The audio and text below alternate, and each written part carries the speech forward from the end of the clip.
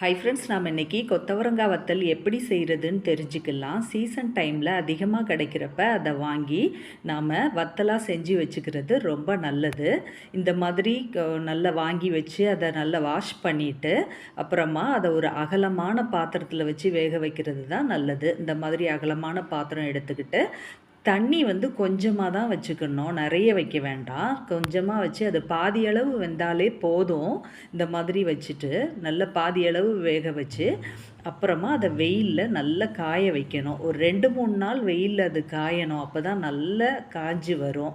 அதுக்கப்புறமா நாம் எண்ணெயில் பொரித்து எடுக்கிறப்ப அது சாப்பிட்றதுக்கு ரொம்ப டேஸ்டியாக இருக்கும். எப்போவுமே அது நல்லா காஞ்சிடணும். காஞ்சாதான் நல்லதுக்கு. பாருங்கள், இது 1-2 காஞ்சி காயாமலும் இருக்குது. இது நல்லா காஞ்சிருக்கு. நல்லா காஞ்ச மாதிரி நீங்கள் வச்சுட்டு அப்புறமா அதை எடுத்து நல்லா ஸ்டோர் பண்ணி வச்சுக்கணும்.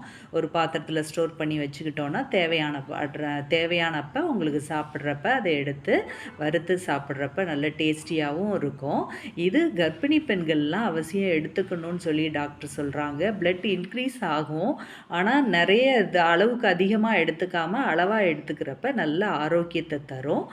சிலவங்களுக்கு இது ஒத்துக்கல, அந்த மாதிரி நினைக்கிறவங்க மட்டும் பூண்டு அதிகமாக சேர்த்து இது கூட சாப்பிட்றப்ப அவங்களுக்கு எந்த ஒரு உடல் தொந்தரவும் இல்லாமல் ஆரோக்கியம் தரும்.